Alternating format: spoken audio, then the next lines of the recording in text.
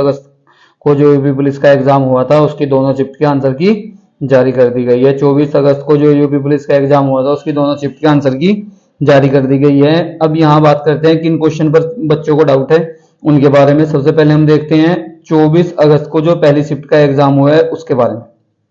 ठीक है, यहाँ देखते हैं एक क्वेश्चन है जिस पर बच्चों को डाउट है, पृथ्वी की एल्बिडो काफी हद तक किससे प्रभावित होती है? एल्बिडो होती है, एल्बिडो का संबंध किससे है? सूर्य की गर्मी विकिरण पृथ्वी पर पड़ना और वापस जाना। जो इसे सबसे ज्यादा रोकने वाला है वो रेत होता है, जो सबसे ज्यादा वापस भेजने वाला होता है वो बर्फ होता है, और जिसकी वजह से ये वापस जाते समय सबसे ज्यादा रुकती है वो है बादलों के छा जाने से।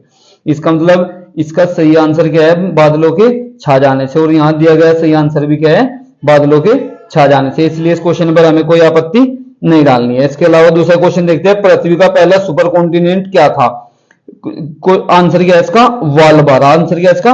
वालबारा। सही आंसर भी वालबारा है और दिया गया आंसर भी वालबारा है, इसलिए इस क्वेश्चन पर भी हमें कोई आपत्ति नहीं लगानी है। शब्द दिया है इसमें पेंजिया। शब्द क्या दिया है? पेंजिया। पेंजिया सबसे नया सुपर कॉन्टिनेंट है। पेंजिया क्या है? सबसे नया सुपर कॉन्टिनेंट है।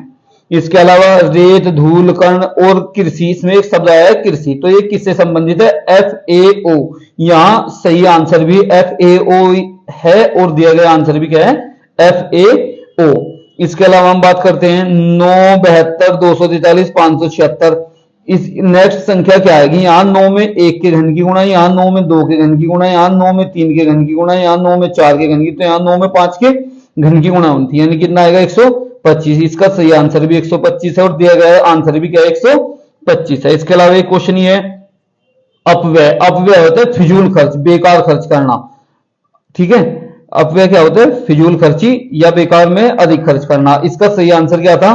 फिजूल खर्च, और दिया गया आंसर भी क्या है? फिजूल खर्च। इसलिए दूसरा क्वेश्चन हम बात कर रहे हैं ओडोमीटर। ओडोमीटर का संबंध है विस्थापन से, विस्थापन यानी दूरी से, तो यहां सही आंसर भी विस्थापन है और दिया गया आंसर भी विस्थापन है। इसके अलावा इस शिफ्ट में एक क्वेश्चन और ऐसा था जिस पर छात्रों को आपत्ति है, उसके बारे में बात कर लेते हैं।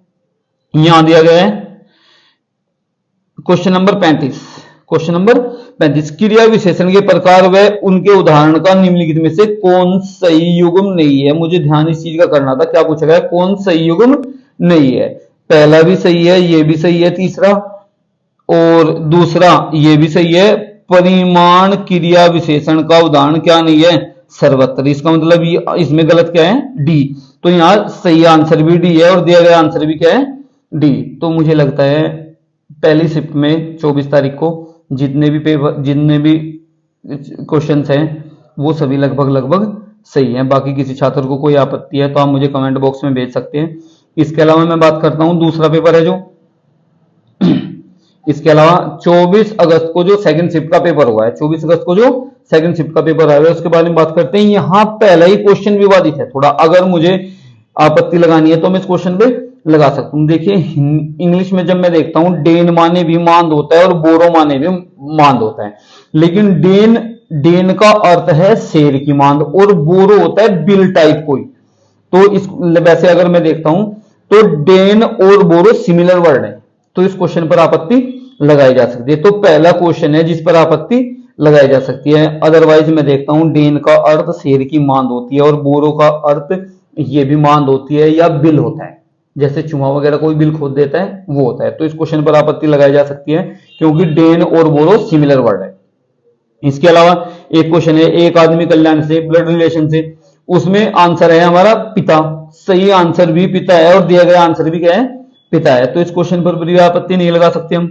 इसके अलावा हम देखते हैं इस आकृति को पूरा करने के लिए निम्नलिखित में से किसकी जरूरत नहीं पड़ेगी? अगर मैं साइज के अकॉर्डिंग बात करूं तो एक बार ऐसा हो सकता है हम आंसर इसकी जरूरत नहीं पड़ेगी, लेकिन अगर ये बीच में जो लाइन दिखाई गई है, बीच में जो लाइन दिखाई गई है, तो इसके अकॉर्डिंग मैं मान सकता हूं ये क्वेश्चन भी कैसा है? डाउट में। ये क्वेश्चन भी कैसा है? डाउट में। इसलिए इस क्वेश्चन पर भी आपत्ति लगाई जा सकती है। इस क्वेश्चन पर भी आपत्ति लगाई जा सकती है। इसके अलावा एक क्वेश्चन है रीजनिंग का, सिटिंग अरेंजमेंट का। सिटिंग अरेंजमेंट में क्या है? क्वेश्चन में पूछा गया है पी के बाएं क्या है? यहाँ पी का बाएं हाथ किस तरफ होगा? जब केंद्र की ओर मुंह करके बैठे हुए इस तरफ, यहाँ कौन है? एक्स। तो यहां दिया सही आंसर भी एक्स और दिया गया आंसर भी एक्स है। तो अब मैं ये बात कह सकता हूं कि 24 तारीख की जो पहली शिफ्ट है वहां कोई क्वेश्चन ऐसा नहीं है, लगभग सभी क्वेश्चन सही हैं, कोई क्वेश्चन ऐसा नहीं है जिस पर आप आपत्ति दर्ज करें। और जो 24 अगस्त की सेकंड शिफ्ट है वहां दो क्वेश्चन ऐसे हैं, एक तो शेर की मान से संबंधित और एक आकृति से संबंधित। तो दो क्वेश्चन ऐसे हैं जिन पर आप आपत्ति लगा सकते हैं। धन्यवाद।